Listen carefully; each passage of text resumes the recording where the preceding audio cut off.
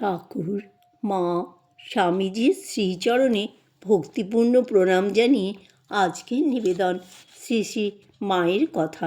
স্বামী অরূপানন্দ। পর্ব 30। মধ্যাহ্নে জয়রামবাটিতে মায়ের ঘরের বারান্দায় আমি আর একজন খাইতে বসিয়াছি। মা বলিলেন, রাধু বললে এবার নাকি আশ্বিন মাসে খুব মারামারি হবে, পাজিতে লিখেছে। আমি বললাম, মারামারি নয়, মহামারী। কথা প্রসঙ্গে মা বলিলেন, ঠাকুরের আবির্ভাব থেকে সত্যযুগ আরম্ভ হয়েছে। বিশেষ বিশেষ লোক তার সঙ্গে এসেছেন। এই নরেন সপ্তঋষির মধ্যে প্রধান ঋষি। তিনি তো শত ঋষির মধ্যে বলতে পারতেন, তা না বলে সেই বড় 7 জনের মধ্যে একজন বললেন। অর্জুন যোগিন হয়ে এলেন। তেমন প্রধান প্রধান কটি থাকে? অনেক থাকে কি? টোকো আম অনেক পাওয়া যায়, ফজলি আম কি বেশি পাওয়া যায়? সাধারণ লোক কত জন্মাচ্ছে, মরছে। এইসব ধর্মপ্রধান যারা, তারাই ভগবানের কার্যের জন্য সঙ্গে সঙ্গে আসেন। আমি বললাম, স্বামীজিও বলেছেন ঠাকুরের আবির্ভাব থেকে সত্যযুগ আরম্ভ। মা বললেন, তাই তো। দ্বিপ্রহরে মায়ের বারান্দায় খাইতে বসিয়াছি। রাধুকেও মা একধারে বসিয়া খাওয়াইতেছেন। মা রাধুকে বলিতেছেন, খা খা, গাদাল ঝোল এ ঠাকুর খেতেন, তিনি ভালোবাসতেন। গাদাল, ডুমুর, কাঁচকলা। পেটের অসুখ ছিল কি না, এই দুধ খা।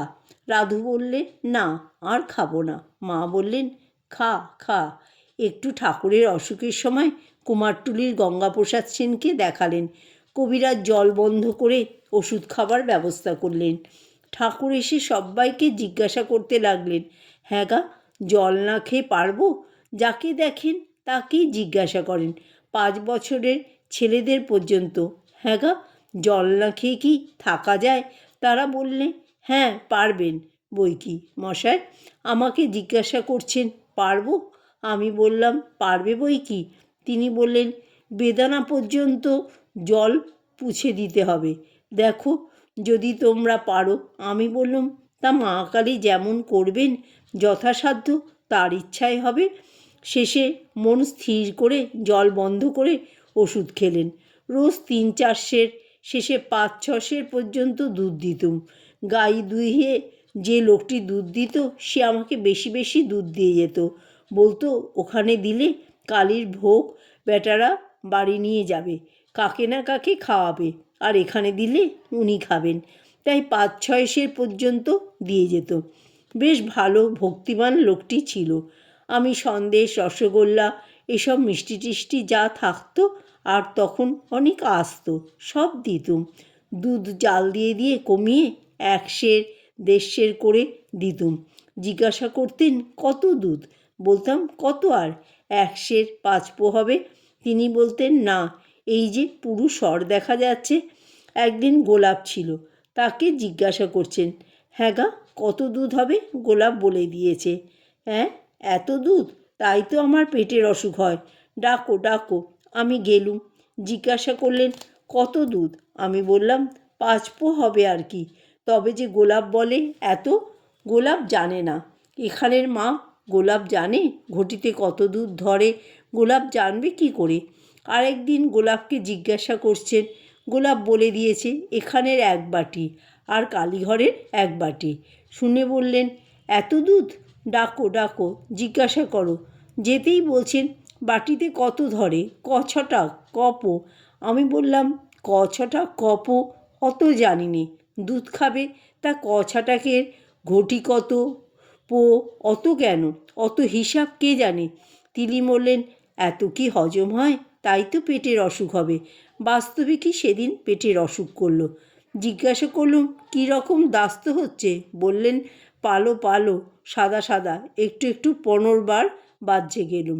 তোমাদের এমন সেবা চাই না। সেদিন আর বিকালে কিছু খেলেন না, ভাত টাত পড়ে রইল, একটু সাগু করে দিলুম। গোলাপ বললে, মা বলে দিতে হয়, আমি কি জানি। তাই তো খাওয়া নষ্ট হলো। আমি বললুম, খাওয়ার জন্য মিথ্যা বললে দোষ নেই। আমি এই রকম করে ভুলিয়ে টুলিয়ে খাওয়াই। এই এতখানি শরীর হয়েছিল, বেশ সেরে গিয়েছিলেন। আমি বললাম, এ তো দেখছি মনেই সব। মা বললেন, তাই তো, মনেই, নতুবা না বললে এমনি বেশ খেতেন। রাত্রে আমি ও বিভূতি খাইতে বসিয়াছি।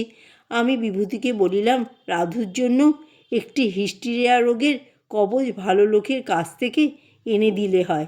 মা বললেন, হ্যাঁ, বেল্টের স্বরূপনারায়ণ ধর্মের পণ্ডিতেরা ঔষধ দেয় রাধুর জন্য, তাই দেব মনে করেছি। এখন কিছুদিন দৈবী টৈবী দেখাবার ইচ্ছা। আমার মা ওই স্বরূপনারায়ণ ফুল পেয়ে ভালো হয়েছিলেন, সেই হতে আমার এটিতে বিশ্বাস।